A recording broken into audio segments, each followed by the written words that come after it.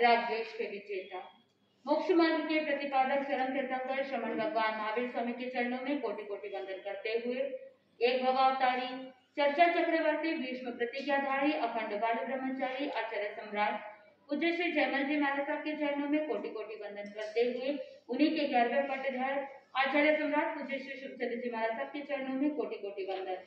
जय गच्छाधिपति व्याख्यान वाचस्पति उग्र विहारी वचन सिद्ध साधक 12वें पटधार आचार्य प्रवश्री काशीचंद्र जी महाराज साहब गौर तपस्वी उपाध्याय प्रवश्री भूषण सिद्ध जी महाराज साहब मेरे अनंतास्था के आया मम जीवन उद्धारक परम पूज्य गुरुदेव डॉक्टर श्री पदमचंद्र जी महाराज साहब के चरणों में कोटि कोटि वंदन करते हुए सभी गुरु भगवंतों के चरणों में वंदन करती हूँ। गुरुदेव श्री की आज्ञा से आत्मबल हो। अनंत अनंत ज्ञानी सर्वज्ञ सर्वदर्शी तीर्थंकर प्रभु महावीर स्वामी जिन्होंने संसार के भव्य प्राणियों को जिनवाणी के माध्यम से बोध दिया, आज का यह पावन प्रसंग जयगच्छीय 11वें पटधर आचार्य सम्राट पूज्य श्री शुभचंद्र जी महाराज साहब का जन्म दिवस। ज्ञानी जन कहते हैं कि हर एक व्यक्ति यही चाहता है कि उसके जीवन में हर कार्य शुभ ही शुभ हो। महापुरुषों के नाम स्मरण से हो जाता है शुभ, महापुरुषों के नाम स्मरण से हो जाता है शुभ, और उन्हीं के नाम स्मरण से मन वचन काय योग भी हो जाते हैं शुभ। आत्मबंधुओं, महापुरुषों का नाम स्मरण किया तो हर कार्य के अंदर ही शुभ होने वाला है। एक बार एक प्रवचन सभा के अंदर स्वामी वजय श्री चांदमल जी महाराज साहब प्रवचन फरमा रहे थे और उन्होंने उस प्रसंग के अंदर बताया कि एक जंगल के अंदर एक राहगीर चल रहा है। घना जंगल और भयानक पेड़ों के झुरमुट के अंदर वो राहगीर चलता जा रहा है और उसी प्रवचन के अंदर एक 14 से 15 वर्ष का एक युवक प्रवचन सुन रहा है और उस युवक का नाम है पुखराज। प्रवचन सुन रहा है और स्वामी जी चांदमल जी महाराज साहब फरमा रहे हैं कि एक राहगीर है जो जंगल के अंदर चले जा रहा है और चलते चलते वहां पर एक बहुत भयंकर विषधर काला नाग, अगर आपके सामने कोई काला नाग आ जाए तो क्या करेंगे? कुछ लोग होंगे जो भाग जाएंगे और कुछ लोग होंगे जिनके पैरों में फेविकॉल चिपकाए जैसे हो जाता है, वो वहीं पर स्तब्ध रह जाते हैं और कुछ लोगों की हृदय की गति वहीं पर रुक जाती है और वो भगवान के घर चले जाते हैं। व्यवहार के अंदर आप कहते हैं कि भगवान के घर चले गए, लेकिन निश्चय के अंदर पता नहीं कौन सी गति में जा रहे हैं। आत्मबंधु, वो राहगीर चल रहा है और सामने एक काला नाग। अब क्या करना, कहाँ जाना? और वहीं पर एक छोटा सा पानी का तालाब था, पानी का एक पॉन्ड था जहां पर एक मेंढक तर तर आवाज कर रहा था, मानो कि वो मेंढक अपने तर तर आवाज से कह रहा है कि भाई राहगीर, तुम एक काम करो, मेरे शरण में आ जाओ, तुम्हें काले नाग से कौन बचा लेगा, मैं बचा लूंगा, तुम्हें डरने की जरूरत नहीं। उतने में ही वहां पर पेड़ के ऊपर एक गरुड़ बैठा था। वो गरुड़ कहने लगा उस राहगीर से कि तुम किसकी बात सुन रहे हो? मेंढक तो नाग का आहार है, वो काला नाग एक झपट्टे में क्या कर लेगा, उस मेंढक को निगल जाएगा। तुम अगर मेंढक की शरण में चले जाओगे तो तुम भी क्या हो जाओगे, नाग के मुंह में स्वाहा हो जाओगे। इसलिए तुम मेंढक की शरण मत लो, तुम किसकी शरण ले लो, तुम मेरी शरण में आ जाओ, मेरे पास आ जाओ, मैं तुम्हें क्या कर लूंगा, नाग से बचा लूंगा। वो राहगीर वहां पर खड़े खड़े सोच रहा है कि एक तरफ वो मेंढक है और जैसे ही गरुड़ ने ये बात कही तो मेंढक कहता है तुम किसकी बात सुन रहे हो? ऊपर वृक्ष के ऊपर गरुड़ बैठा है और जैसे ही काला नाग पेड़ पर चढ़ेगा ये गरुड़ तो 1 मिनट में उड़ जाएगा, तुम्हें ये नहीं बचा सकेगा। इसीलिए तुम किसकी शरण ले लो, मेरी शरण ले लो। वो युवक सुन रहा है और वहां पर वो राहगीर कंफ्यूजन में है, सोच रहा है शरण लूं तो किसकी लूं, मेंढक की या गरुड़ की। आप आप होते तो क्या करते? किसकी शरण लेते? मेंढक की शरण लेते या गरुड़ की शरण लेते? वो राहगीर भी असमंजस में पड़ गया और वो पॉन्ड जो पानी का था उसमें कीचड़ भी था। अब मन के अंदर कंफ्यूजन हो गया, किसी ने कुछ अट्रैक्शन दे दिया, वो कहता है कि गरुड़ तो उड़ जाएगा लेकिन मैं तो कहीं जाने वाला नहीं, मैं तुम्हें बचा लूंगा। और वो राहगीर मेंढक की शरण ले लेता है और वो काला नाग फुंकार करते हुए आगे बढ़ता हुआ देखा कि मेंढक की शरण कौन ले रहा है, वो राहगीर ले रहा है। और नाग को आया गुस्सा, मेंढक को एक ही झटके में निगल जाता है। और राहगीर की क्या दशा हुई इसके बारे में तो मुझे बोलने की जरूरत नहीं। आत्मबंधु, वो पुखराज युवक सुन रहा है और सुनते सुनते मन के अंदर भी उसके चिंतन चलना प्रारंभ हो गया। सोचने लगा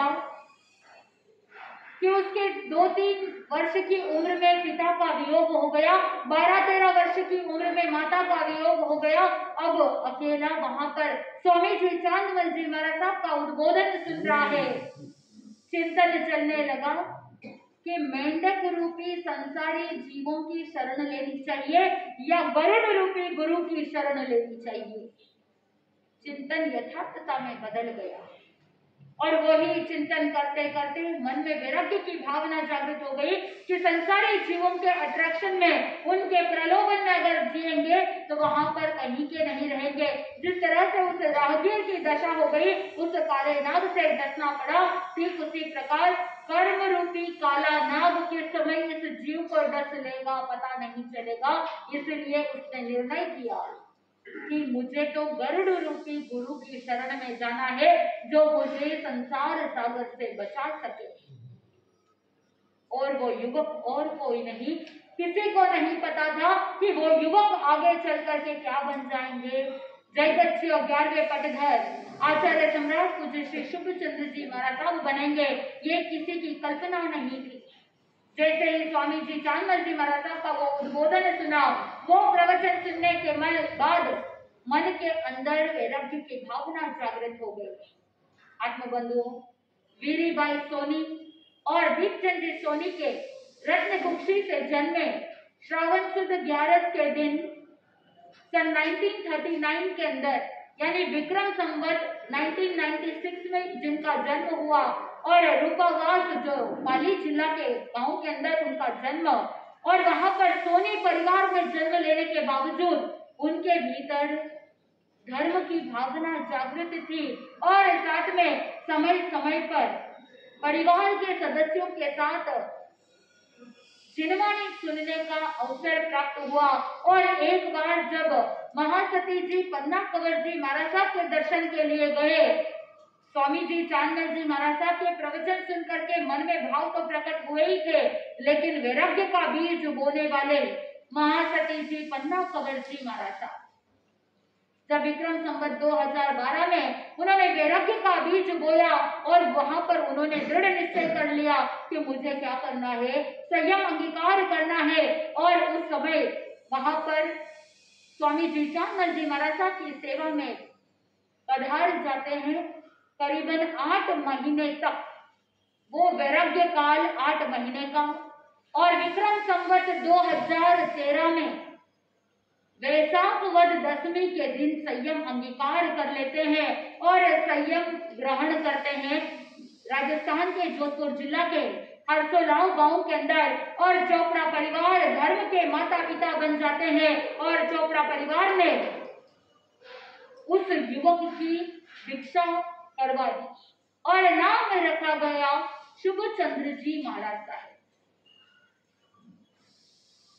जीवन में हमेशा मधुर भाषी और साथ में सरल स्वभाव, यानी जन कहते हैं कि जिसके जीवन में सरलता होती है और वो हमेशा मधुर भाषी होते हैं, वो निरंतर जीवन में आगे से आगे बढ़ जाते हैं। मुझे याद है कि जब सन 2016 में आचार्य सम्राट पूज्य श्री शुभचंद्र जी महाराज साहब की सेवा में रहने का अवसर मिला और उस समय जब भी कभी कोई विकट परिस्थिति आती, आचार्य सम्राट को पूछते कि चाहे कोई भी कुछ भी बोल करके चले जाते तो भी आप इतने सरल स्वभावी और शांत रहते हैं, इसका राज क्या है, क्या सीक्रेट है?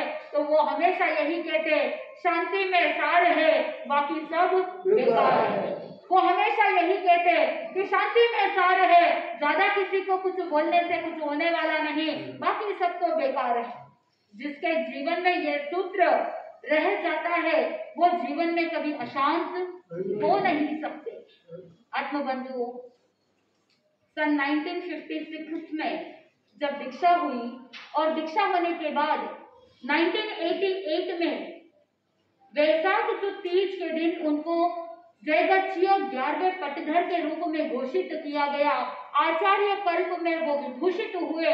ज्ञानी जन कहते हैं कि जहाँ पर आचार्य पद की प्राप्ति करना वो भी एक पुण्य का ही कार्य है, क्योंकि जैसे जैसे पुण्य उदय होता है तो एक व्यक्ति गृहस्थ जीवन से ऊपर उठ करके नमो लोये सब्ब साहुनम के पद पर विशोभित होता है, और जब और ज्यादा पुण्यवानी बढ़ती है तो वो साधक नमो लोये सव साहुनम से ऊपर उठ करके नमो उवज्जायनम के पद पर सुशोभित होता है, और ज्यादा पुण्यवानी बढ़ती है तो वो कौन से पद को प्राप्त करते हैं?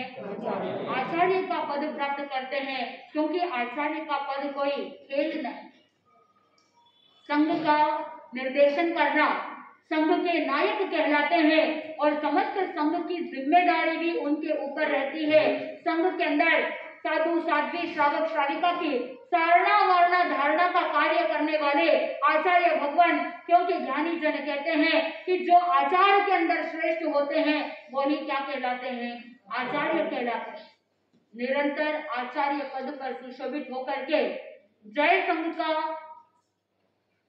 दिशा निर्देश करने वाले आचार्य भगवान, लेकिन उनके जीवन के अंदर पद के प्रति कोई मोह नहीं था, पद के प्रति कोई लिप्तता नहीं थी, निर्लिप्त जीवन जीने वाले।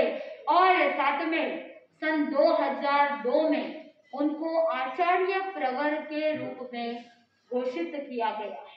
आत्मबंधु, जैसे आचार्य सम्राट पूज्य श्री जयमल जी महाराज साहब ने जब उन्होंने देखा कि उनका शरीर जर्जरित हो रहा है, अब संघ के कार्य के अंदर नहीं रहना है, केवल आत्म साधना करनी है, उस समय उन्होंने रायचंद जी महाराज साहब को आचार्य घोषित कर दिया, यानी स्वयं की मौजूदगी में अगले पटधर को घोषित कर दिया। ठीक उसी प्रकार उसी परंपरा का अनुसरण करते हुए आचार्य सम्राट पूज्य श्री शुभचंद्र जी महाराज साहब ने सन 2015 में भाद्रवा सुद पंचम के दिन, जो उस समय उपाध्याय श्री पार्श्वचंद्र जी महाराज साहब थे, उनको आचार्य पद पर सुशोभित किया और स्वयं ने आचार्य पद का त्याग कर दिया। और उस समय से जय संघ ने उन्हें आचार्य सम्राट की पदवी दे दी कि जिन्होंने मन के अंदर यही चिंतन किया, अब मुझे आत्म साधना में तल्लीन रहना है और संघ के जो भी गतिविधियां है उनको किसके ऊपर सौंप दिया? आचार्य प्रवर श्री पार्श्वचंद्र जी महाराज साहब को सौंप दिया। और उनके गुरु स्वामी जी चांदमल जी महाराज साहब, जिस समय चांदमल जी महाराज साहब मुंबई के अंदर थे, आचार्य श्री पार्श्वचंद्र जी महाराज साहब और आचार्य सम्राट पूज्य श्री शुभचंद्र जी महाराज साहब दोनों एक ही गुरु के शिष्य, दोनों गुरु भाई, और दोनों गुरु भाई के बीच में आपस में इतना ज्यादा प्रेम भाव और इतनी ज्यादा घनिष्ठता, और जिस समय अस्वस्थता हुई उस समय आचार्य सम्राट ने यही चिंतन किया कि अंतिम समय में मुझे किसके पास रहना चाहिए? आचार्य श्री पार्श्वचंद्र जी महाराज साहब के पास दोनों गुरु भाई साथ में रहे और आत्म समाधि रहे, और अंतिम समय में धर्म का साथ मिले। और साथ में मुंबई के अंदर जब स्वामी जी चांदमल जी महाराज साहब का देवलोक हो रहा था, उस समय उन्होंने अपने गुरु भाई यानी उनके शिष्य जो शुभचंद्र जी महाराज साहब के गुरु भाई पार्श्वचंद्र जी महाराज साहब को स्वामी जी चांदमल जी महाराज साहब ने भड़ावन दे दी कि मारो शुभ तो बहुत बोलो है, ध्यान रखो, संभाल रखो। जब संभाल दे दी, उस समय भड़ावनी देने के बाद ठीक उसी प्रकार जैसे गुरु ने कहा था उसी के अनुरूप चल रहे थे। और आचार्य श्री पार्श्व चंद्र जी महाराज साहब ने निरंतर हमेशा अपने गुरु भाई का ध्यान रखा और एक ही बात कही। जिस समय साउथ की तरफ विचरण कर रहे थे और आचार्य श्री पार्श्व चंद्र जी महाराज साहब ने यही समाचार दिए, जब भी आपको आवश्यकता लगे हमें समाचार दे देना और जैसे ही आपके समाचार मिलेंगे हम आपकी सेवा में हाजिर हो जाएंगे। और 2015 में जब आचार्य श्री पार्श्व चंद्र जी महाराज साहब का चातुर्मास अमरावती में था, उस समय समाचार मिले कि अब आ जाओ जोधपुर। उस समय आचार्य भगवान पधार गए जोधपुर और निरंतर आचार्य सम्राट की सेवा में तत्पर रहे। हिंदी, प्राकृत, संस्कृत, गुजराती अनेक भाषाओं के जानकार आचार्य सम्राट और साथ में अनेक आगमों का अध्ययन भी उनका साथ था। और जीवन में बहुत सारी ऐसी विकट परिस्थिति आई, पैरालिसिस अटैक आने के बावजूद उनका बॉडी का हीलिंग इतना फास्ट था क्योंकि मनोबल बहुत मजबूत था। बहुत से ऐसे लोग होते हैं कि पैरालिसिस अटैक होने के बाद हार जाते हैं, मेमोरी लॉस हो जाती है, लेकिन उनकी मेमोरी इतनी तेज थी कि आप भले ही दर्शन करने के लिए जाते तो आपके पीढ़ी दर पीढ़ी पिताजी, दादाजी और आपके वंशज जो पूर्व के जो एंसेस्टर्स होते हैं उनके सबके नाम भी बता देते। और हमेशा निरंतर आत्म साधना में तल्लीन रहने वाले और स्वाध्याय के अंदर रमण करने वाले ऐसे आचार्य सम्राट का आज जन्म दिवस है। आत्मबंधुओं, महापुरुषों का नाम स्मरण करना तो एक निमित्त है जिसके माध्यम से हम उनके जीवन के गुणों को सुन सके, समझ सके और अपने भीतर उन गुणों को प्रकटीकरण भी कर सके। ऐसे आचार्य सम्राट पूज्य श्री शिवचंद्र जी महाराज साहब सन 2017 में जब पीपाड़ में ठाकुरवास था, वो स्वयं इतने मनोबली थे, 2 बार पैरालिसिस अटैक होने के बावजूद वो बच्चों को प्रतिक्रमण का पाठ देते। किसी को दशकलिक सूत्र सीखना है तो उनको पाठ दे देते, आगम की वांछनी देते और छोटी छोटी कहानियों के माध्यम से बच्चों को भी बोध दे देते। और जिस समय महामंदिर में हेम सिंह जी कटला में विराजमान होते, उस समय दिन में अगर कोई 2-3 घंटे कोई व्यक्ति वहां पर उनकी सेवा में बैठा हो तो केवल 2-3 घंटे में 100-200 मांगलिक श्रवण करने को मिल जाता। कभी मांगलिक के लिए मना नहीं करते, इतने सरल स्वभावी। और जोधपुर में जब भी कोई भी साधु संत आते तो वो हमेशा आचार्य सम्राट श्री शिवचंद्र जी महाराज साहब के दर्शन के लिए अवश्य आते। और उस समय समस्त स्थानकवासी समाज में सबसे वरिष्ठ संत कहलाते थे। और चाहे कोई भी आचार्य भगवान हो, चाहे स्थानकवासी, तेरापंथी, मूर्ति पूजक, कोई भी आचार्य भगवान या कोई भी साधु संत जोधपुर में पधारते तो आचार्य सम्राट से दर्शन करके उनसे धर्म चर्चा आदि करते हुए उनके सरल स्वभाव को महसूस करते। उनकी सरलता इतनी अधिक थी कि वो हमेशा संघ की एकता के लिए प्रेरणा देते। हमेशा कहते कि अगर संघ में रहेंगे तो हमेशा जीत होगी। और वो हमेशा यही कहते कि हर एक साधक को मिलजुल करके रहना। और छोटे छोटे बच्चों को मुझे याद है, जब भी कोई बच्चे दर्शन करने के लिए आते तो उनको एक एक उंगली का प्रतीक समझाते हुए उनको कहते कि घर परिवार के अंदर सभी एकजुट होकर के रहना, भाई बहन का रेस्पेक्ट करना। इस तरह से छोटे छोटे बच्चों को भी क्या करते, कहानियों के माध्यम से बोध देते। तो बच्चे, बड़े, छोटे, बूढ़े, सभी एज के लोग हमेशा जब भी कभी जोधपुर जाते तो उनके दर्शन तो अवश्य ही करते। तो वो जिस समय विराजमान होते जोधपुर में तो वो एक तीर्थ क्षेत्र के समान बन जाता।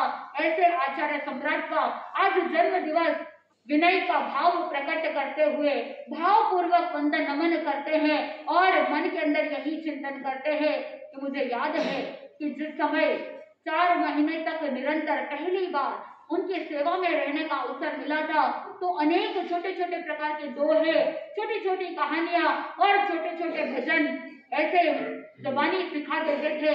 और वो हमेशा एक ही जगह पर बैठे रहते और मन के अंदर कभी ऐसी भावना नहीं आती कि मैं थोड़ी देर लेट जाऊं। हमने तो कभी उनको लेटते हुए नहीं देखा। उनको कहते आप थोड़ी देर विश्राम कर लो, तो वो कहते कि स्वाध्याय कर रहा हूँ। तो मन के अंदर जब स्वाध्याय चलता है तो बॉडी और माइंड दोनों अपने आप क्या हो जाते हैं, रिलैक्स हो जाते हैं। मन अपने आप शांत हो जाता है, शरीर अपने आप रिलैक्स हो जाता है। अलग से विश्राम करने की जरूरत नहीं है। हमेशा अप्रमत्त रहते और हमेशा सजग अवस्था में रहते। महिला भाग में थे, 2 साल पहले ही वो कहते थे कि अब मेरे संतारा करने के भाव है।